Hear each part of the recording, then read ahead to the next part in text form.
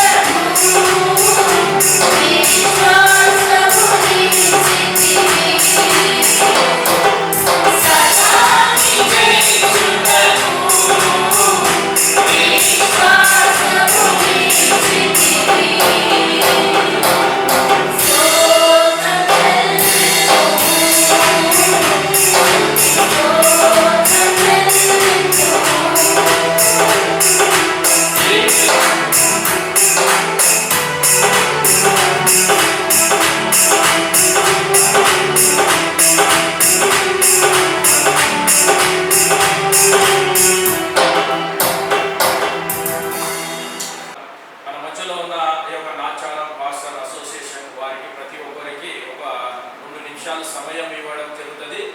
మరి వాక్యము మనమందరము బోధించే వారమే కాబట్టి దయచేసి వాక్యాల తెలియకి మనం వెళ్ళకుండా మన యొక్క ఆచారం గురించి కొన్ని గ్రీటింగ్స్ లెక్క మరి పంచుకుంటూ ముందుకు సాగినట్టయితే దేవునికి మహిమ కలుగుతుంది. మరి ముఖ్యంగా ఈ యొక్క ప్రాంతంలో మరి చాలా బలమైన సేవ నిమిత్తము మరి అయ్యగారిని దొడ్లవిక్సన్ అయ్యగారిని దేవుడు ఎన్నుకోవడం జరిగింది. ఎందుకంటే సాక్ష్యం అంటే కృతజ్ఞత లేని వారు వారి జీవితాలు వర్ధిల్లేవు.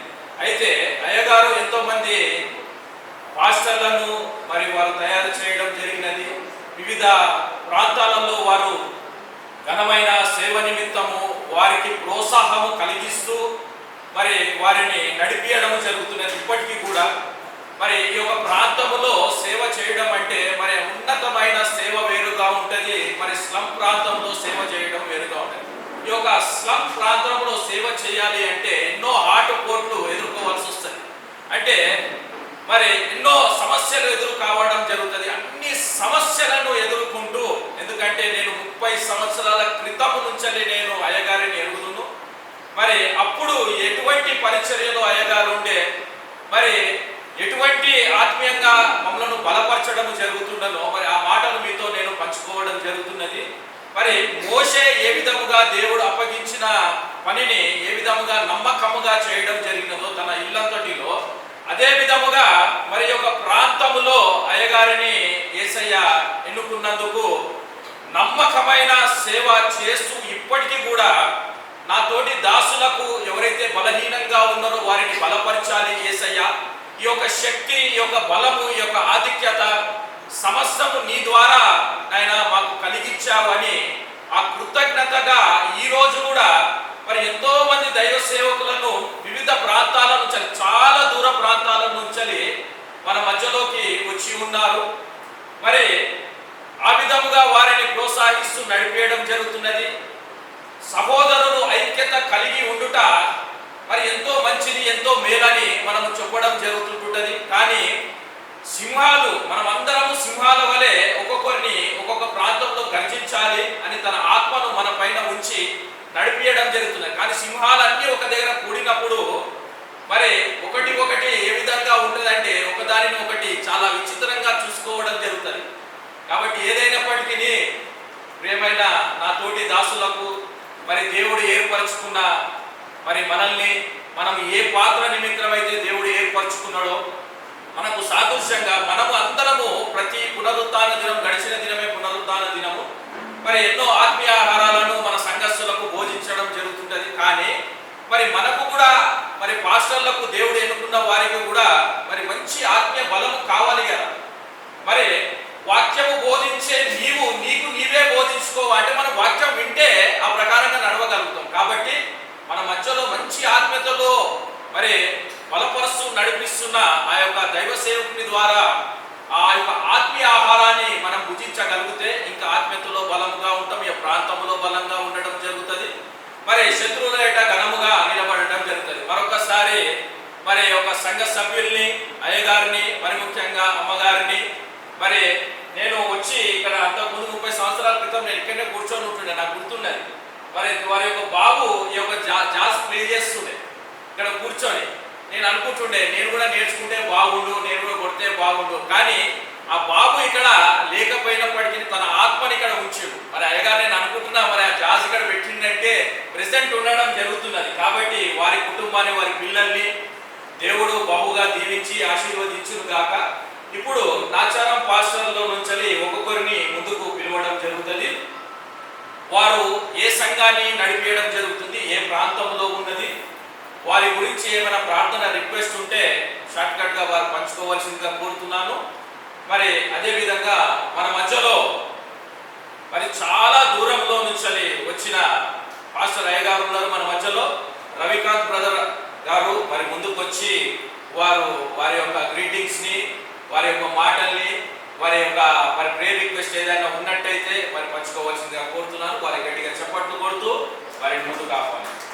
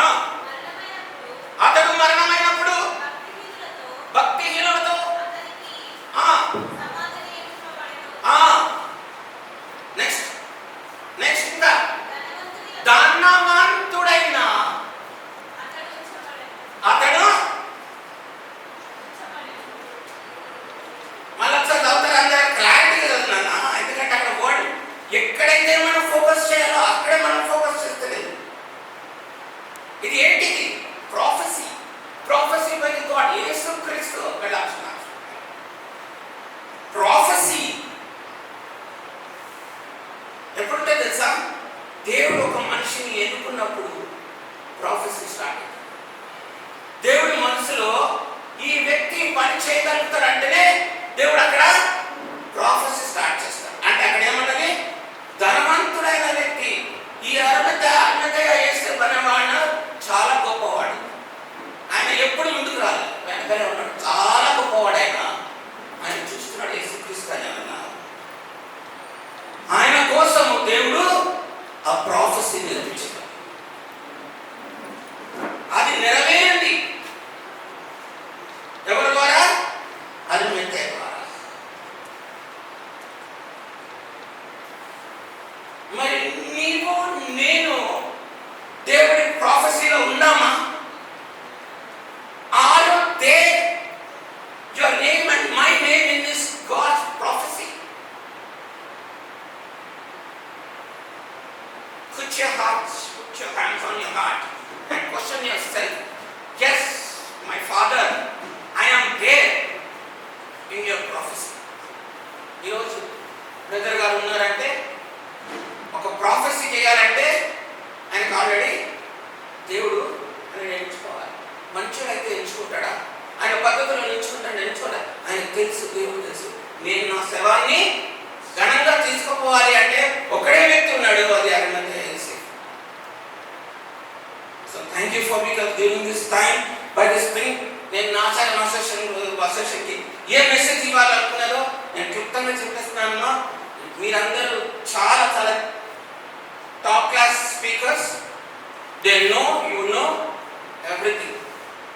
నా మనసులో ఏం చెప్పానో మీ మనసులో ఏం తగిలిందో నాకు తెలియదు. కానీ in the name of Jesus Christ I pray God bless you all. ఆమేన్.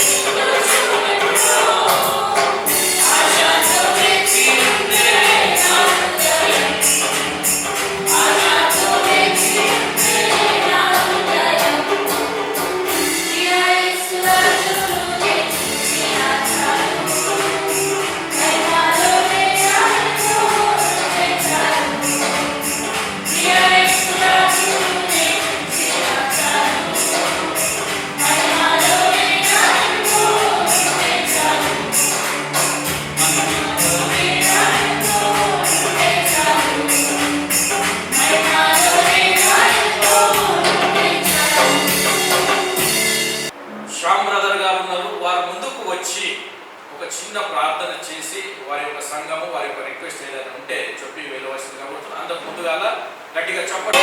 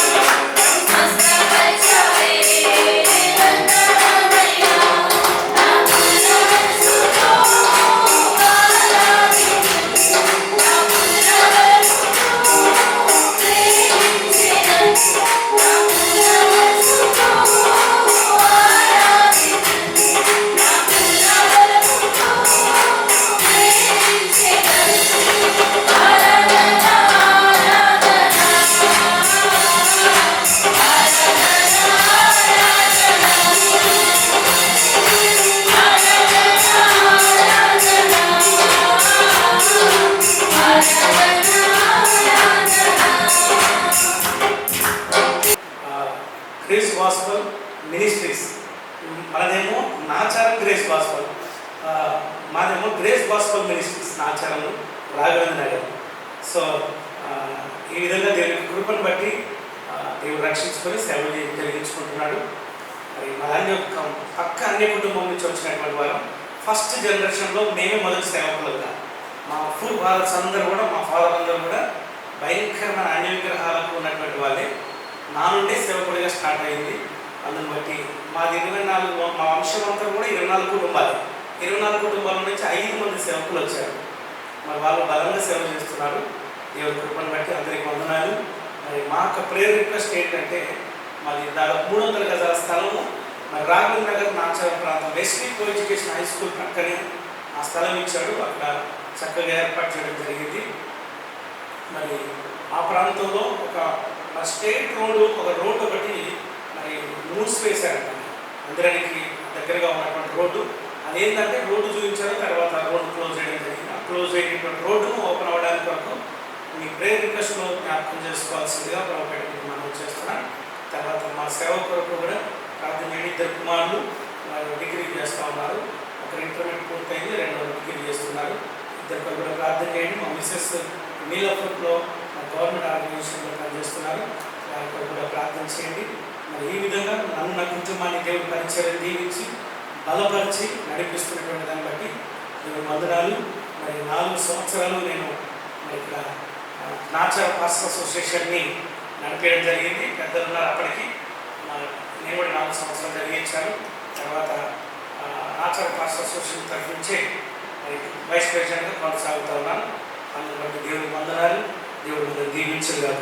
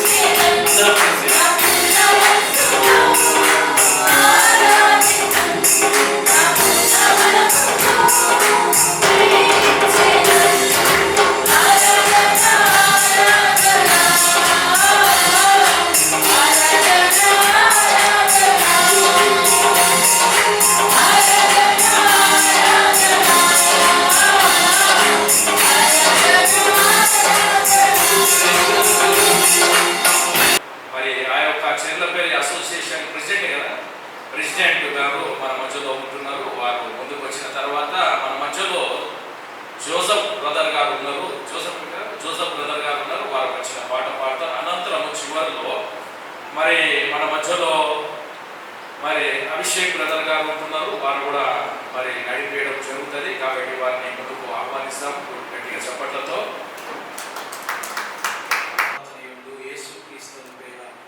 ప్రభు మానవ జన్మ ఎత్తలు ఓరల్లో చిన్న పాట ఇది నేనే పాడాను. క్యాషెట్లో నేనే రాయడం జరిగింది. కాబట్టి ఒక పల్లవి, ఒక చరణం పాడతాను. వాస్తవంగా నాకు ఈ సమయం ఇవ్వకూడదు, కానీ అయ్యగారి యొక్క ప్రేమను బట్టి పాట పాడాలనుకుంటున్నాను. యెహోవా తనయుడు యేసు క్రీస్తు పేరా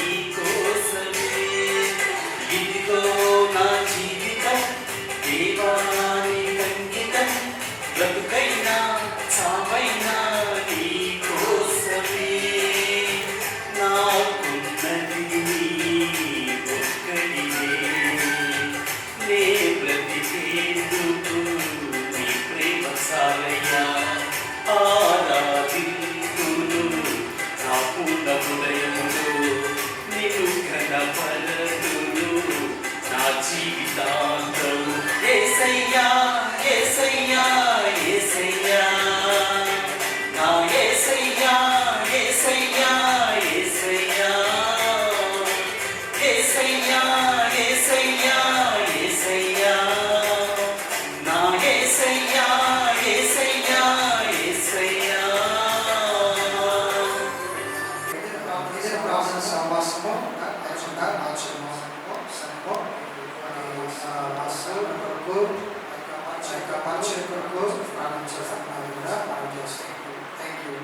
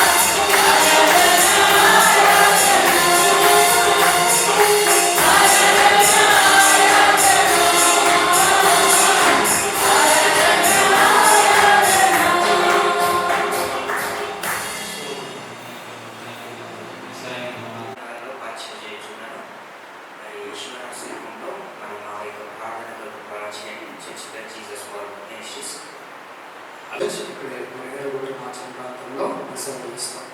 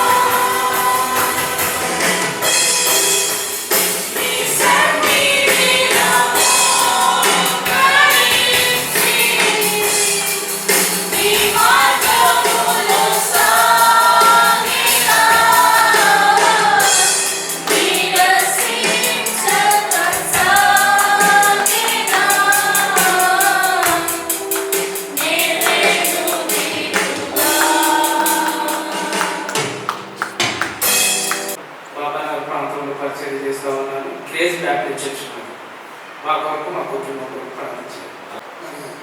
చర్చ్ పేరు కాంగ్రెస్ మినిస్ట్రీస్ ఇంద్రానగర్లో ఆ పరిచయం ఉంది. ఆ సంఘం కోసము మరి ప్రార్థించాలని నిరీక్షిస్తున్నాను. అదేవిధంగా మన మధ్యలో శ్యామల దగ్గర ముందుకు రావాలి. మా church US gospel ministry Indian gospel దగ్గర నేను ఆ చర్చి సంఘ పెద్దలు అసిస్టెంట్ పాస్టర్గా పనిచేస్తున్నాను. నా పేరు పౌలు గారు. ఈ నాచార జరుగుతున్న ప్రాంతంలో మేము సీఓలు ప్రార్థన మందిరాన్ని ఏర్పాటు చేసి నడిపిస్తున్నాం. మరి మా ప్రార్థన సంఘం కోసం ప్రార్థన చేయాలని కోరుకుంటూ నేను ఈ సాక్ష్యాన్ని ముగిస్తున్నాను. సాక్ష్యం దేవుడి గురించి ఆస్వాదించుగాక. వాక్యము చేత పట్టుకొని అన్నావో అన్నా, నీవు దివిటిగా వెలుగు లోకములో నామాయన్నా. జీవవాక్యము చేత పట్టుకొని అన్నావో అన్నా, నీవు దివిటిగా వెలుగు లోకములో నామాయన్నా. నీవు అగ్నిగా రగులు నీవు అగ్నిగా రగులు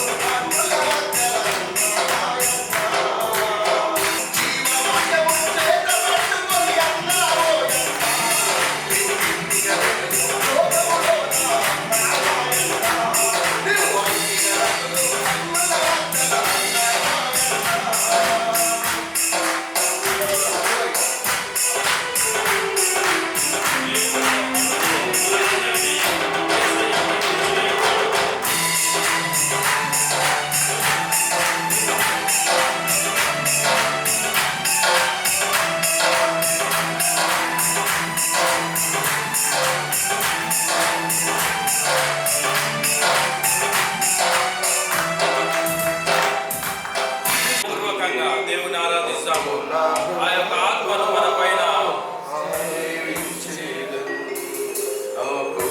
మనసుతో ఆరాధింతును, నా పూర్ణ మనసుతో సేవించెదను.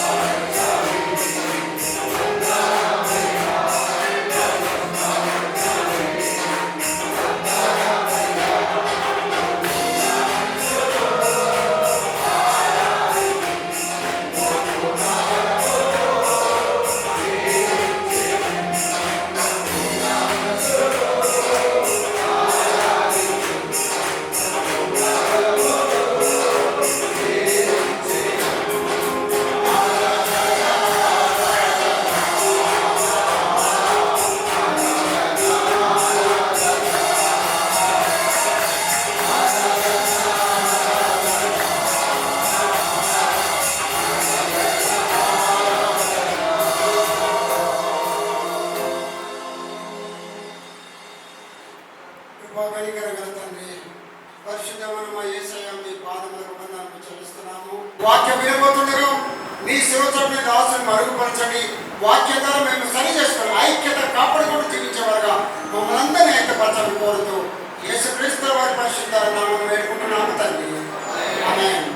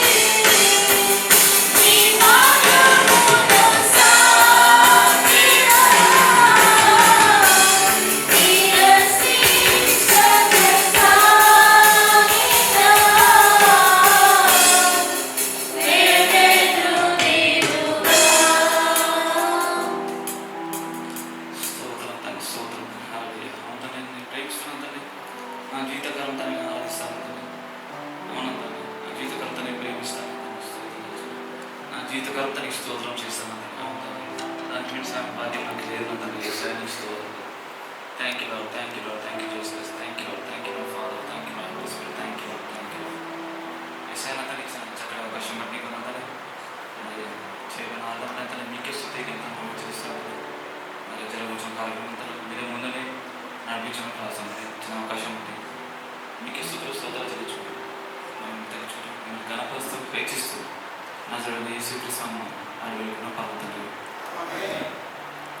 ఈరోజు దేవుని యొక్క వాక్యాన్ని విందాం. దీనికి ముందు ఒక జరిగిన విషయం మీకు చెప్పాలి. ఈ వాక్యానికి సంబంధించింది. ఇద్దరు భార్యాభర్తలు విడాకుల దాకా వచ్చేసింది, అయిపోయింది, విడాకులు అయిపోతున్నాయి. కోర్టు దగ్గర నుంచి కాగితాలు కూడా వచ్చేసినాయి. అప్పుడు ఆ పాప బయలుదేరి యుఎస్కి వెళ్ళిపోతూ ఉంది. నెక్స్ట్ డే ఈవినింగ్ ఫ్లైట్లో వెళ్ళిపోవాలి. ఇద్దరు విడిపోయారు, కాగితాలు వచ్చేసినాయి. మరి ఏమైందో ఏమో మనకు తెలియదు, కానీ next flight midnight 2 o'clock flight ఉంది. ఆ పాప లోపలికి సెక్యూరిటీ చెకప్ అయిపోయింది, లోపలికి వెళ్ళిపోయింది. కన్నీళ్లు కారుస్తూ కన్నీళ్లు కారుస్తూ కన్నీళ్లు కారుస్తూ ఆ పాప ఎయిర్పోర్ట్కి వెళ్ళింది. కన్నీళ్లు కారుస్తూనే ఉంది. సెండర్కి ఇచ్చిన వాళ్ళు కన్నీళ్లు కారుస్తూ ఉన్నారు. చివరికి ఆ పాప పోతూ పోతూ టాటా చెప్తూ ఏడుస్తూ ఒంటరిగా తిరిగి అమెరికా దేశంలో వెళ్ళిపోతుంది. అప్పుడు సెక్యూరిటీ చెకప్ అయిపోయింది, లోపలికి వెళ్ళిపోయింది. వెంటనే ఆ పాప ఫోన్ కిర్రను మోగింది. వెంటనే ఆ పాప ఫోన్ లేపితే ఎవరైతే విడాకులకి అప్లై చేశాడో భర్త, ఆ భర్త ఫోన్ నుంచి రింగ్ అయింది. ఆ పాప తట్టుకోలేకపోయింది. ఎన్ని సంవత్సరాల తర్వాత నాకు ఫోన్ చేస్తున్నాడు ఏమిటి అని వెంటనే ఫోన్ లేపదామా వద్దని చివరికి ధైర్యం తీసుకొని ఫోన్ చేయింది. ఒక స్వరం వినపడింది, darling, I love you, sorry, నన్ను క్షమించు. ఇక అరగంటలో ఫ్లైట్ వెళ్ళబోతుంది. అనౌన్స్ చేసేసారు. ఇక్కడి నుంచి బయట ఉన్నాడు, ఎయిర్పోర్ట్ బయట నిలబడుకొని ఫోన్ చేశాడు, సారీ, నన్ను క్షమించు, my darling, I love you, ఇదిగో నేను గేట్ బయట ఉన్నా, నన్ను క్షమించు, నేను గేట్ బయట ఉన్నా. లోపలికి వెళ్ళింది, బయటకు రాకూడదు. అక్కడ లోపల పాప పెద్ద కేకలేస్తూ ఉంది, ఏడుస్తూ ఉంది. అక్కడ పోలీస్ ఆఫీసర్స్ అందరూ ఏమైంది అంటే ఆ పాప చెప్పింది ఏంటంటే, my husband is waiting for me. So నేను నా భర్తను కలిసి నో ఛాన్స్, నువ్వు పోవడానికి లేదు. ఆ పాప ఏడుస్తూ ఉంది. హై సెక్యూరిటీ వాళ్ళందరూ వచ్చేసారు. వెంట చేసింది. ఆ పాప చేసిన పని ఏంటంటే, I don't want to go to my place US అని వాళ్ళందరి ముందు ఆ పాప చేసిన గొప్ప పని బట్టి తన పాస్పోర్ట్ని 2 ముక్కలుగా చిచ్చేసింది. చిచ్చేసింది. ఉన్న ఆఫీసర్లు చూశారు, వాళ్ళు మాట్లాడుకున్నారు. ఆ భార్యని ఆ పాపని బయటికి పంపించారు. ఇద్దరు కలుసుకున్నారు. 2 సంవత్సరాలు విడాకులు చెప్పుకొని అంత పైన అయిన తర్వాత ఆ అబ్బాయి చెప్పిన మాట ఏంటంటే, నన్ను క్షమించు, నన్ను క్షమించు. ఆ మాటను బట్టి వారిద్దరూ క్షమాపణ కోరుకున్నారు. వారిద్దరూ సమాధానం పడ్డారు. లూకా రాసిన సువార్త 6వ అధ్యాయము 38వ వచనం తీసిన వారు చదవాలని మనం చేస్తున్నాం. క్షమించుడి, అప్పుడు మీరు క్షమించబడుతుంది. ఇయుడి, అప్పుడు మీకు ఇయ్యబడును. అణచి కుదిరించి దిగజారునట్లు నిండు కొలతను మనుషులు మీ ఒడిలో, నేనంటాను మీ గుడిలో, మీ చర్చిలో, మీ కుటుంబంలో, ఇక్కడ ఒడిలో అన్నాడు. నేను అనుకుంటున్నాను మీ గుడిలో, మీ చర్చిలో. ఎట్లా వస్తుందంటే అణచి కుదించి దిగజారునట్లు నిండు కొలతలతో మనుషులు మీ ఒడిలో కొడుతురు. మీరు ఏ కొలతతో కొడుతురో ఆ కొలతతోనే మీరు మరలా కొలవబడ్డని దేవుడు చెప్పాడు. మీరు అంటున్నాడు క్షమించుడి, అప్పుడు మీరు క్షమించబడరు. క్షమాపణ లేకపోతే క్షమించగలిగితే ఏకమవుతుంది.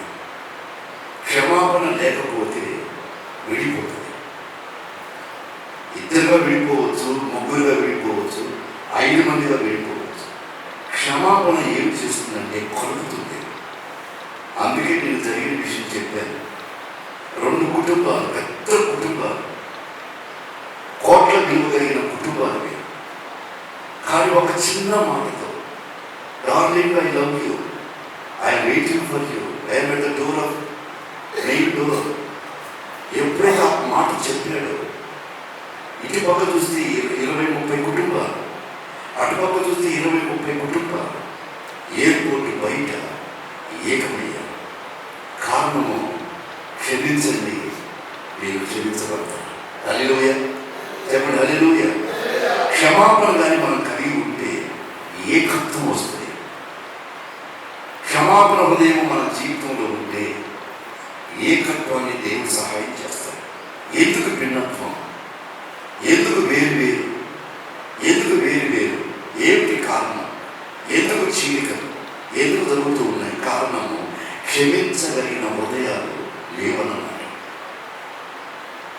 దేవుని వాక్యం చెప్తుంది, నీ ఒడిలో, నీ చర్చిలో, నీ కుటుంబంలో దేవుని యొక్క దీవెనలు కుదించి దాన్ని బాగా నిండుగా చేసి అది కుదించి నీ ఒడిలో అవి వస్తాయి. ఎప్పుడంటే మొట్టమొదటిగా క్షమించండి, మీరు క్షమించబడతారు అనే మాట గురించి ఏదో వాక్యం చెప్తుంది. టిఎల్ మూడీ గారు ఆయన సేవకు వచ్చిన తర్వాత, ఆయన సేవ ఆరంభానికి ముందు ఒక విషయం జ్ఞాపకం వచ్చింది ఆయనకి.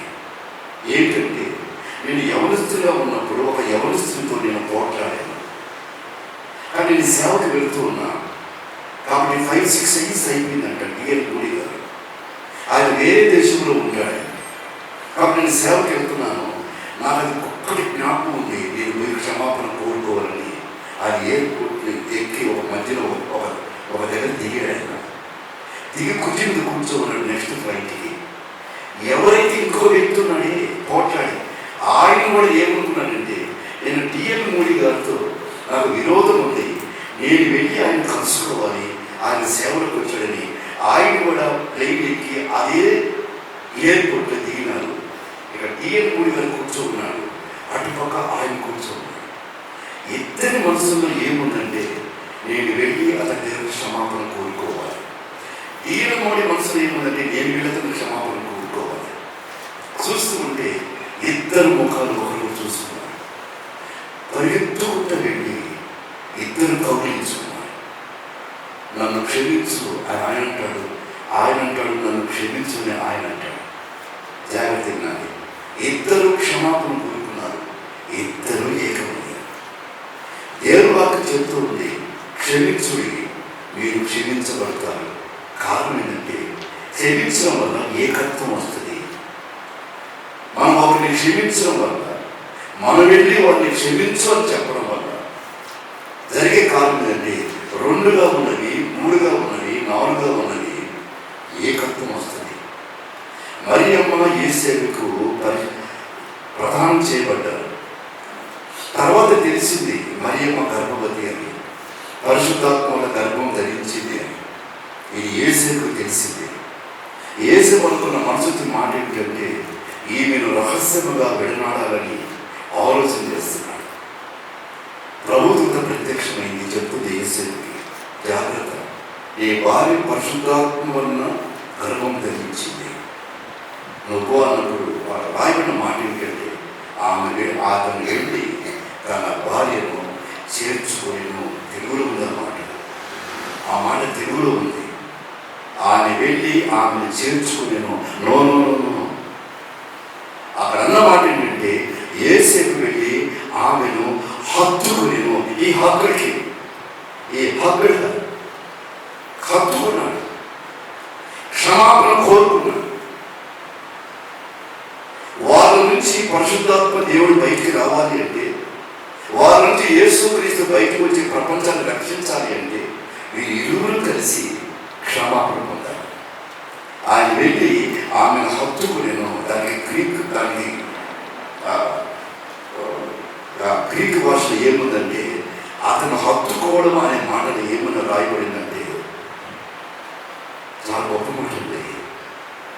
నేను నిన్ను క్షమిస్తున్నాను, నాలో ఉన్న చెడ్డ ఆలోచన నేను తీసివేసుకుంటున్నాను అని హత్తుకోవడంలో వారిద్దరూ సమాధాన పడ్డారు.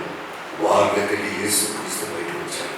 ఎందుకంటే ఆ విధంగా జరిగిందంటే యేసుక్రీస్తు ఒక పేరు ఉంది, ఆయన సమాధానకర్త. ఆయన సమాధానకర్త. తల్లిదండ్రుల మధ్యలో సమాధానం లేకపోతే వచ్చిన వారి వల్ల క్రియ జరగదు. సమాధాన పడితేనే కానీ దేవుని కార్యం జరుగుతుంది. నేను మీకు ఎగ్జాంపుల్ చెప్తున్నా, జరిగిన విషయాన్ని నేను చెప్తున్నా, వేరే విషయాన్ని నేను చెప్పను. కాబట్టి ఆ అన్న మాట ఏంటంటే 6వ అధ్యాయము దాంట్లో చెప్తున్న మాట, క్షమించండి మీరు క్షమించబడతారు. క్షమించబడడం ద్వారా గొప్ప కార్యం జరుగుతాయి. క్షమించబడడం ద్వారా ఏకత్వం వస్తుంది. అపోస్తుల కార్యము 2వ అధ్యాయం 40వ వచనం తీనక్కర్లేదు. దయచేసి అపోస్తులు వాక్యం చెప్పినప్పుడు జాగ్రత్త వినాలి. ఆ వాక్యం చెప్తూ ఉండగా ఆ పేతురు, యోహాను ఆ రోజు దాదాపు 3000 మంది మారు మనసు పొందారు, రక్షింపబడ్డారు, బాప్తిజం తీసుకున్నారు అని చదువుతూ కిందకు పోతే ఒక మంచి మాట ఉంది. వారు ఏక మనస్కులు, వన్నెస్ ఇన్ స్పిరిట్. వారు ఏక మనస్కులై, వారు ఎప్పుడైతే ఏక మనస్కులు అయ్యారో, నా దగ్గర ఒక రికార్డు ఉంది, దయచేసి అది నేను చూపిస్తాను. దయచేసి ఈ విషయాన్ని గురించి మీరు ఆలోచన చేయాలి. వారు ఎప్పుడైతే ఏక మనసు వారు కలిగి ఉన్నారో, దేవుని యొక్క వాక్యంలో ఒక చక్కని మాట ప్రభు తెలియపరుస్తూ 3000 మంది 5000 మంది అయ్యారు. ఇంప్రూవ్మెంట్, సంఘాలలో ఇంప్రూవ్మెంట్. నేను మిమ్మల్ని కుదించి దాన్ని నిండించి మీ ఒడిలో పోస్తా, మీ చర్చిలో పోస్తా, మీ ఇంటిలో పోస్తా. కాబట్టి ఎప్పుడు వస్తుంది అంటే, ఒకరు క్షమిస్తే నువ్వు క్షమించబడతావు. ఏకత్వం 3000 మందిలో ఏకత్వం వచ్చింది. 3000 మంది 5000 మంది అయ్యారు. 5000 మంది 8000 మంది అయ్యారు. 8000 మంది విస్తరించారు, అనేకులయ్యారు. అనేకులు విస్తరించారు. విస్తరించిన వారు బహుగా విస్తరించారు. చూడండి, పెరుగుతూ ఉంది. సంఘం పెరుగుతూ ఉంది. ఫెలోషిప్ పెరుగుతూ ఉంది. సహవాసం పెరుగుతూ ఉంది. ఎప్పుడు క్షమాపణలో ఏకత్వం వచ్చినప్పుడు 3000 మంది 5000, 8000, 5000, 3000, 5000, 8000 అనేకులు విస్తరించి, బహుగా విస్తరించి లాస్ట్కి ఎన్ని సంఘాలు ఏర్పరచబడ్డాయో. యూదయ, సమరయ, గలిలయ ప్రాంతానికి వెళ్ళారు. కారణము ఏకత్వం. అనేక మంది పాస్టర్లకి, అనేక మందికి దీవెనకరంగా ఉండాలి అంటే మనలో ఏకత్వం ఉండాలి. మనలో క్షమాపణ కలిగిన హృదయం మనలో ఉన్నప్పుడు ఏకత్వం. ఏమైంది? ఆ 2వ అధ్యాయం చూస్తే వారు ఏక మనస్కులై, వన్నెస్ ఇన్ స్పిరిట్. వాడు ఏమైపోయారు? చెదిరిపోయారు, బహుగా విస్తరించారు. ఎన్ని సంఘాలు ఏర్పరచబడ్డాయి. కారణము ఏక మనసు ఎప్పుడు వస్తుందంటే మనం ఒకరిని క్షమించినప్పుడు. దయచేసి అర్థం చేసుకోండి. మన సంఘంలో కూడా, మన పరిచయంలో కూడా ఎప్పుడైతే మనం ఒకరిని క్షమిస్తామో, దేవునికి వాక్యం చెప్తూ ఉంది, మనం ఒకరిని క్షమించగలిగితే, మనం క్షమించగలిగితే డిఎల్ మూడి గారు అదొక విడాకులు పొందుకొని ½ అన్ అవర్లో, అర్ధగంటలో ఫ్లైట్ ఎక్కబోతూ ఉంది. తను తెలుసుకున్నాడు, తప్పు చేశాను. ఎప్పుడైతే 2 మాటలు ఫోన్లో పెట్టాడో 2 కుటుంబాలు, దాదాపు 100 కుటుంబాలు ఏకమయ్యారు.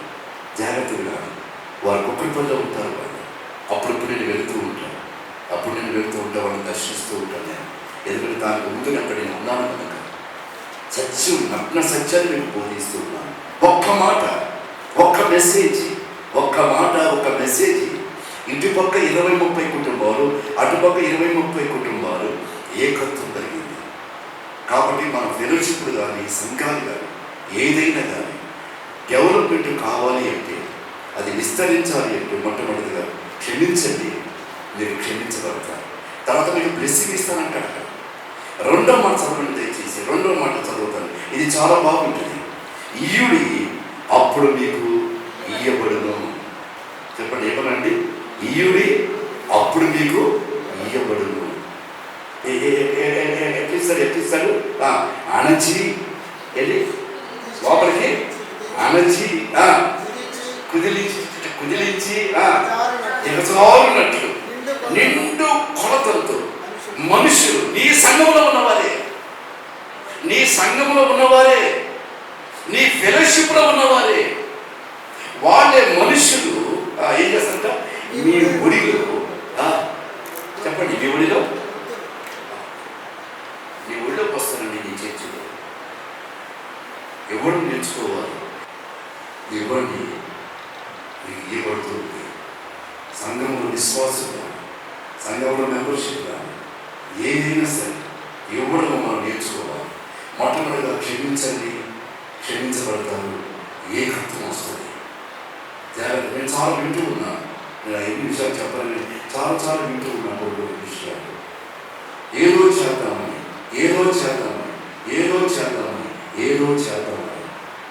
కానీ ఒకటి, మనలో ఏకత్వం ఉంటే దేవుడు మనకు గొప్ప సహాయం చేస్తాడు. 2వది, ఇవ్వడం మనం నేర్చుకుంటాం. ఎప్పుడు ఇస్తావు? సరే, ఏమి ఇవ్వాలి చెప్పమంటారు? నువ్వు దేన్ని ఎక్కువగా ప్రేమిస్తున్నావు దాన్ని దాన్ని ఇవ్వాలి.